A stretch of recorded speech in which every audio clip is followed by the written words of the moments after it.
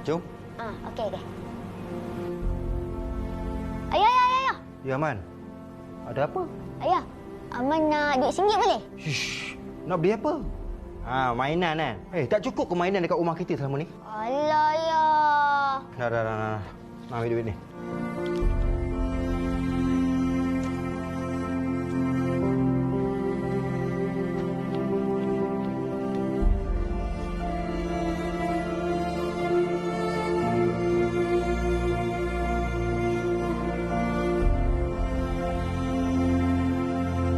Ayah, Ustaz Aman cakap, kalau kita sedekah, nanti ada malaikat baik yang doakan kita.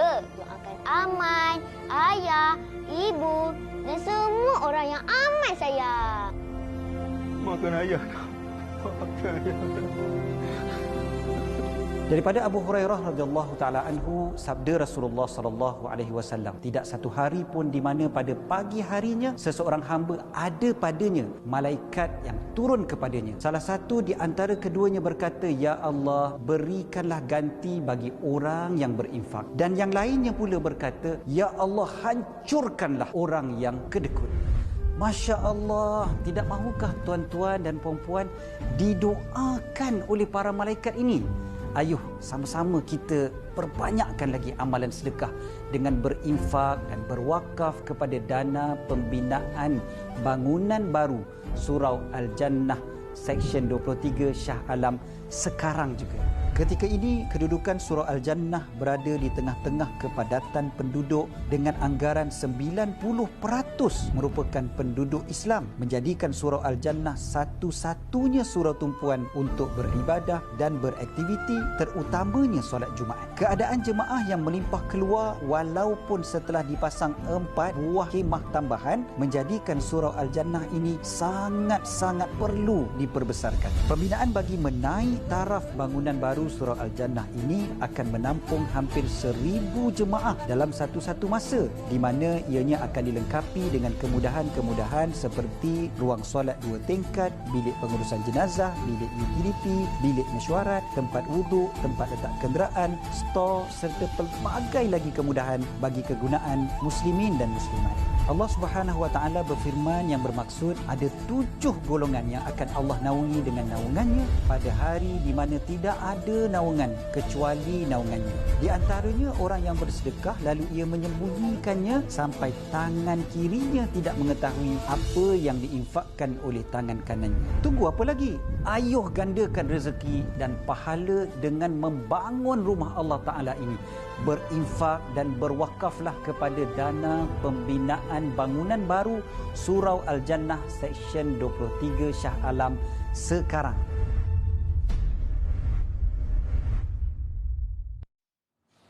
Masya Allah, tersentuh hati saya apabila melihat playback yang dimainkan sebentar tadi. Seorang anak-anak kecil yang mungkin ada kekurangan tapi mampu bersedekah. Kita ni yang cukup sifat ni, yang boleh berjalan, yang boleh melihat, yang boleh mendengar ni, tak tahu bila kali terakhir kita bersedekah. Alhamdulillah, kembali kita dalam segmen Assalamualaikum, hindari kufur nikmat Allah, dan kali ini saya bersama dengan tetamu istimewa iaitu Ustaz Datuk Kazim Ilyas yang merupakan pendakwah dan juga wakil Surau Al-Jannah Seksyen 23 Shah Alam. Assalamualaikum Ustaz Datuk. Waalaikumsalam warahmatullahi. Sihat-sihat? Sihat orang tua.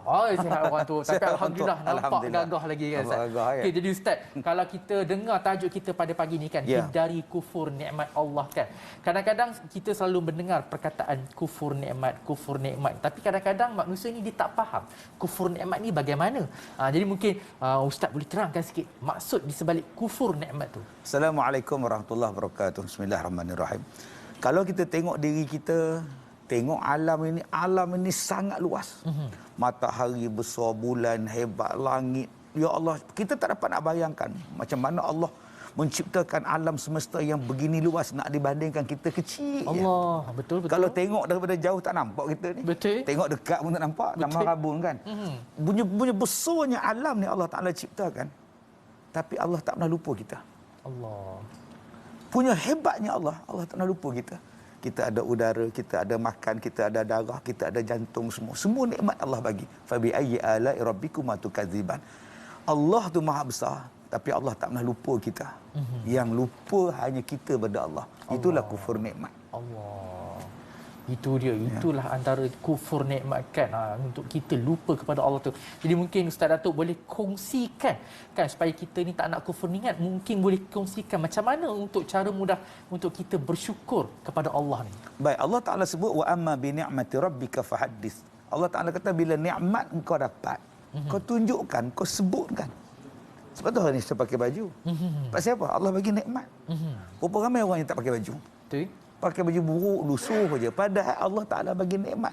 Sebab itu ada orang bertanya kepada Rasulullah, adakah pakai baju cantik, pakai kasut cantik, pakai kenderaan cantik itu sombong, riak? Tak. Itu ialah mensyukuri atas nikmat yang Allah Ta'ala bagi. Yang kata sombongnya ialah menolak kebenaran. Itu. Jadi yang keduanya, pertambahkan ibadat lagi. Banyakkan ibadat lagi. Yang ketiganya ialah la in syakartum la azidannakum. Syukur pada Allah kita. Syukur pada Allah kita tambah lagi. Allah tambah lagi. Maknanya kita bersedekah, kita berinfak, kita berwakaf dan sebagainya. Itu sebagai lambang orang bersyukur. Itu dia antara 3 langkah untuk kita menjadi orang yang bersyukur. Jadi diharapkan penonton semua dapatlah sedikit sebanyak perkongsian daripada Ustaz Datuk Kazim Ilyas tadi. Jadi Ustaz, kita pun dapat tahu bahawa Surah Al-Jannah Seksyen 23 Shah Alam ni mereka sedang mengumpul dana untuk pembinaan menaik taraf surau tersebut. Jadi mungkin Ustaz Datuk boleh terangkan serba sedikit kepada para penonton mungkin usaha-usaha yang sedang dilakukan. Saya sebenarnya dah pergi dah surau ni. Dah buat program dah semua. Dalam hati saya cakap, surau ni kena bantu. Pertama sebab aktif. Yang kedua sebab dia kecil. Yang ketiga sebab orang ramai. Pasang kemah pun tak cukup kalau sembahyang Jumaat tu. Penuh. Sebab dia berada di kawasan yang kepadatan tinggi, tapi suraunya tak boleh nak menampung. Jadi kalau saya rasa rakyat Malaysia, orang Islam kita di Malaysia ni, kalau rasa nak berinfak, rasa nak membantu dan wakaf kita tu pula berjalan pahala dia, Surah Al-Jannah Seksyen 23 Shah Alam ni memang sepatutnya.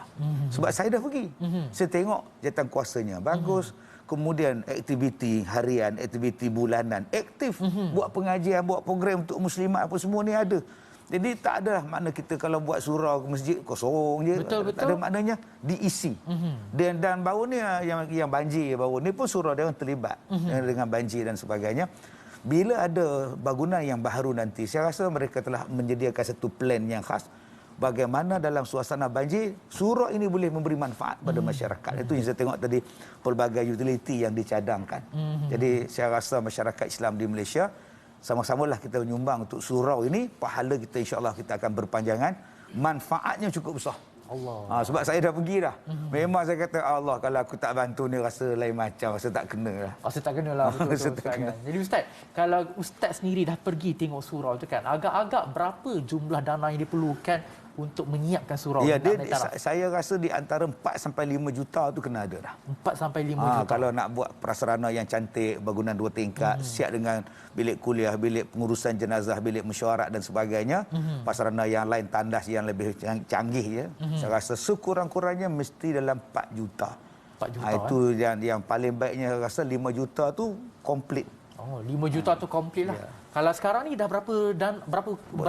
Setakat ni yang terkumpul saya dibagi tahu baru 1.2, 1.8 gitulah. Maknanya ada perlu lebih kurang 3 juta lagi. Maksudnya kita perlu lagi dalam 3.2 juta lagi lah. Ya, lebih kurang. Jadi kepada penonton-penonton, Assalamualaikum. Ayuh kita bergerak sekarang dalam membantu Surau Al-Jannah ni supaya lebih ramai lagi jemaah-jemaah ahli-ahli qaryah di kawasan itu dapat menunaikan ibadah dengan selesa, dapat datang untuk mengaji kan, macam-macam yang aktiviti yang kita boleh laksanakan untuk disanakan. Jadi mungkin Ustaz boleh terangkan kepada penonton di luar sana cara berinfak kepada dana pembinaan Surau Al-Jannah ini. Ya, boleh kita layari website infaksuraualjannah.com atau hubungi sahabat saya Ustaz Daud Lin 012-332-1397 ataupun boleh kita tengok yang sekarang berada di skrin kita sekarang, nombor akaun bank-bank yang tertera, insya-Allah. Tuan-tuan sekarang mudahlah. Main online transfer saja. Betul. Senang sangatlah. Sekarang ni mudah je.